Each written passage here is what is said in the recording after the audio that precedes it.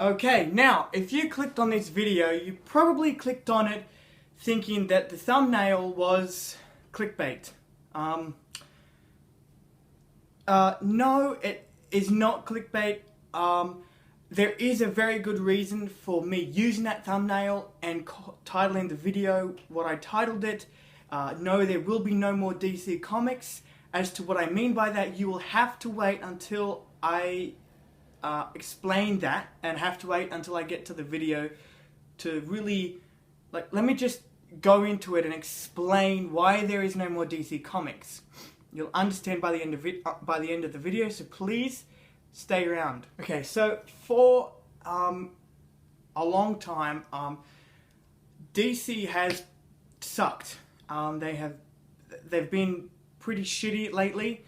With their movies, with their TV shows, with their animated films, and it's honestly really disappointing, especially for someone like me, who obviously has grown up with the DC universe. I grew up with the Justice League Unlimited. I grew up with Batman the Animated Series, Superman the Animated Series. I grew up with Teen Titans. I grew up with DC. So, no one is sadder than me, or disappointed than me, to say that, and really admit that DC are shit.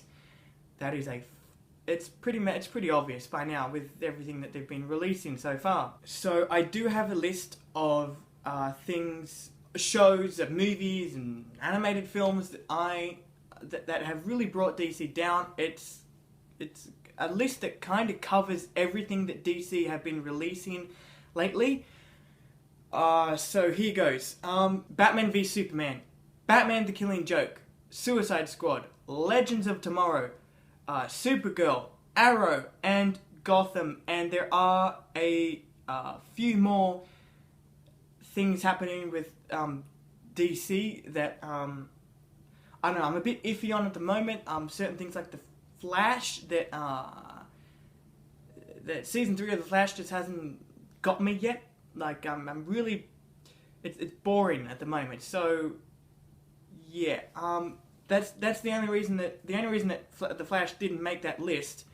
By the way, this list that I just mentioned, I will go through movie by movie, show by show, explaining to you the problems that I have with them, and probably so many of you have with them. Anyway, really quickly, that's why the Flash didn't make that list, because I want to hold out hope for it, but let me just get to the problems of this content that DC have been putting out. I'm going to give you a quick summary of the problems that I have with all these things, and then explain it all in one thing, and then tell you why there will be no more DC Comics. First of all, Batman v Superman. I already have said everything that I think of the film. All my opinions on that film are in these videos. Batman v Superman was so messy and so shitty that it's not just one I can't put it all into a summary. All I can really say is that it was a mess. It sucked. So that's Batman v Superman. Batman the Killing Joke, however, was almost like a killing joke. It was a joke. It felt like a weird fan fiction based on the graphic novel, with Batman and Batgirl having fucking sex on a fucking rooftop. What kind of shit is that? I mean, if the DC live action movies sucked, we always had, and I knew this, we always had the DC animated films to go to if the live action films weren't that good. Now, I've said in a couple videos before that I don't really watch DC animated films that much. I'm mostly into the comic books and the live action films and the TV shows, but occasionally I will watch an animated film if it's a good one. I was looking forward to The Killing Joke. It sucked. Quite frankly, it spent way too much time on Batgirl when it is quite clearly a Batman movie. It's a Batman movie, yet half of the movie focuses on Batgirl and her romantic tension, the underlying romantic tension between Batman, her, and this weird piece of shit named Paris. I don't know what the hell's going on, but the first half of the film was all Batman, it was all Batgirl, and it had absolutely nothing to do with the second half of the film, which was all Batman and the Joker. The first half of the film just didn't really, it didn't affect the second half at all. It had nothing to do with the actual Killing Joke storyline. And speaking of the actual Killing Joke storyline, moments from the comic books that were then translated into the animated film that were kind of good in the comic book now feel awkward and out of place, all because the entire first half of the Killing Joke, when it focused all on Batgirl, the entire first half was completely over-sexualized. That's what the animated version of the Killing Joke did. It completely ruined the source material. I mean, there are moments that Batman and Jim Gordon have when Jim Gordon's lying there naked with his dick hanging out. Like, you're watching these two interact after Batman just banged his daughter, when his daughter is clearly underage to be doing that with Batman. So yeah, it's safe to say that the Batman Killing Joke was a complete failure. Moving on to Suicide Squad. Suicide Squad was disappointing, yes, I will say that. It had some good moments, but unlike BVS, now this is the sad thing, I actually didn't expect Batman v Superman to be good at all. I was slightly shocked by the opening Metropolis scene with Batman v Superman, because it was so good. And I was shocked that I even loved Batman in Batman v Superman to the point that I did. I loved Batman in that movie. But ultimately I knew that the movie would suck. Now, Suicide Squad, I hoped, for some reason, me and everyone else hoped that it would be good because it was different. It was different, it was completely different than any other DC film that they had done before with Man of Steel and Batman v Superman. It had a different vibe. It was different. So me and everyone else wanted it to be good. We expected it to be good, and all we got was a sad attempt at a Suicide Squad film. Now, like I said, it did have some good moments, but ultimately the script and the story was just was dull and boring, and the villain was doing fucking weird dancing shit, and I don't know what the hell was going on there. But when the story fails, when the script fails, it's usually the characters that pick a film up, and it's usually the characters that you walk out of a film liking the most, whether or not the movie sucked or not. Great example of that would be Star Trek, where some storylines of some episodes just sucked, but you liked it still because of the characters. That's what Suicide Squad should have been, because you have all these great characters: Captain Boomerang, Harley Quinn, the Joker, Deadshot. Great characters from the source material that should have worked in this, and some of them just don't. Katana did not have enough screen time. Captain Boomerang, while a great character to the film, very funny, his motivations and him, it was all a big mess. I mean, the only character for me that stood out was Harley Quinn. She was by far the most entertaining. I loved her. Margot Robbie, I really look at her and she's not a typecast. So, she's not a typecast like Will Smith. And for me, Will Smith was just being Will Smith in the movie, and he's like the gold standard, okay? Triangle, bitch. Study. So, Margot Robbie's Harley Quinn really surprised me. I loved her, and I honestly loved the Joker. I thought this Joker was really was a mixture of Jack Nicholson and Heath Ledger's Joker. Now let's move on to Legends of Tomorrow, which I'll tell you now was never good. the show was never good because it puts characters who were otherwise entertaining and good in their original shows, and it just puts them in this show. I mean, why? I mean, these characters, all of these characters in the show have had so little screen time together, and some of them haven't even met on screen before, and they're shoving all these characters into this show with an overall uninteresting story, and the show gets them to fight essentially like uninteresting villains that we just don't care about. And the fact is, you don't even really care about the characters of the show, the protagonists. You don't really care about them at all because they just, for me, did not set the Legends of Tomorrow up properly at all. If they in their original shows would have spent more time allowing them to cross paths with each other a bit more and have a little bit more interactions with each other on screen, that would have been great because and if it would have been written really well, it would have been great. I would have been excited to see these characters in Legends of Tomorrow, but still, the only reason why I ever watched Legends of Tomorrow, even though I knew that the show would not really work out and I knew that I really wouldn't like it, the only reason I still watched it was because I was excited to see the Flash and Arrow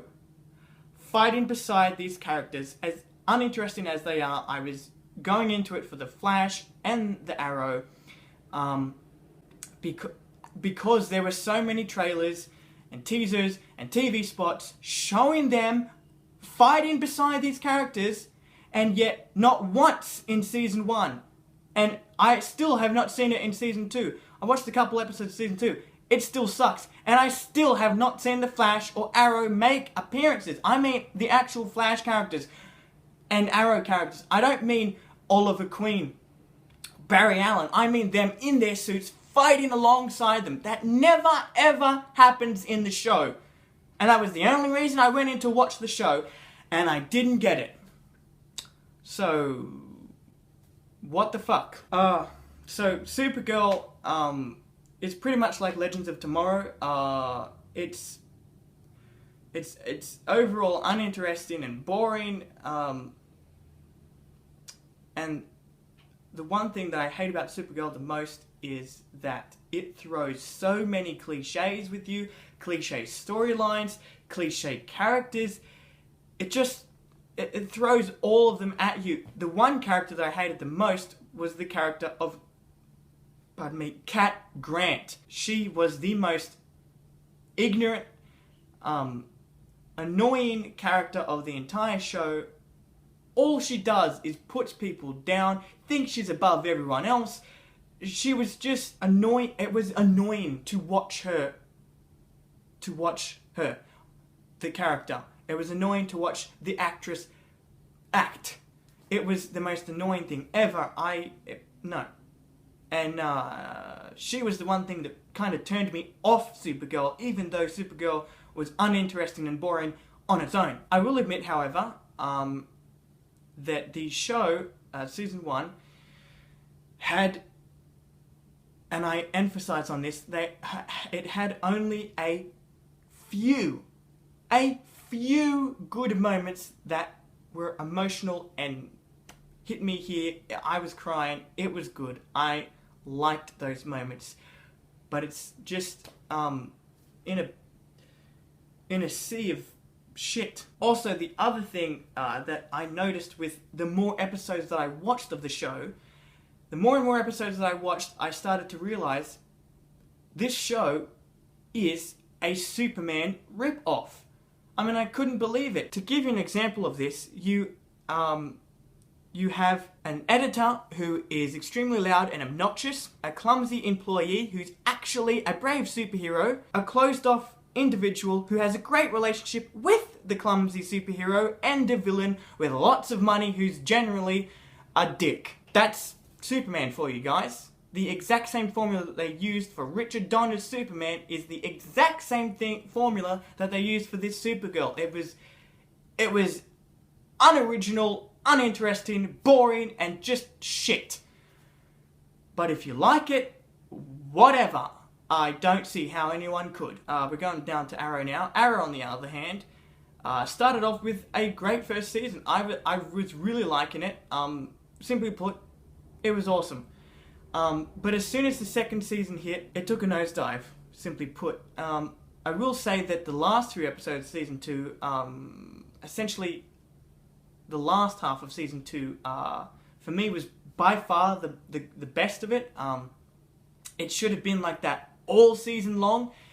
It was great. It was the tension between Oliver Queen's Arrow and Wade Wilson's Deathstroke. It baffles me why in the world would they wait until halfway through season 2 to introduce Deathstroke? Why would you do that? It should have been that should have been it. That should have been it all. Just them. It should have just been a one-on-one war between Arrow and Deathstroke. That's all it should have been. It introduces this blood guy character. I don't know. What the fuck is he doing in the show? He's not a threat at all. It should have been Deathstroke. Why? I don't understand the entertainment industry sometimes. It's just, why?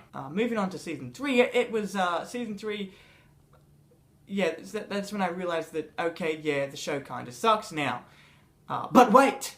Then, season 4 comes along and completely kills off one of Green Arrow's main love interests from the source material, the comic books, and at one point the show, Laura Lance. Why?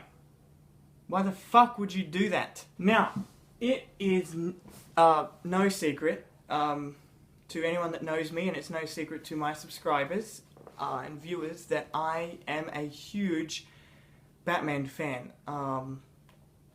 With all the characters that I have, that I love and I've grown up with over my life, none of them really compare to Batman. So it stands that I was pumped for the season 1, for the premiere for season 1 of Gotham. I still remember sitting in the classroom in year 10, just so excited for it to come out. And when it came out, I liked it. It had an okay start. The first few episodes were okay, and then it just really started to pick up, and it got better and better as more episodes came out. And the last 3 episodes of season 1 were just great. I think it was in the direction that I thought they were going. It was setting up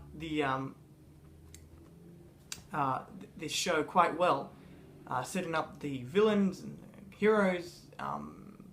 It was great, and it set up Jim Gordon really well, and it delivered for me big time. But then season 2 hits, and it's just like fucking Arrow all over again.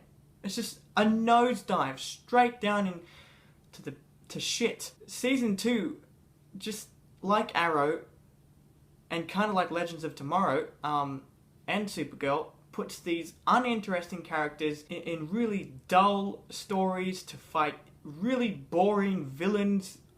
It was just overall, it overall sucked. So halfway through season 2, I just gave up because the show really, it lost my interest, and I just didn't care about any of the characters at all. I didn't even care about Bruce Wayne.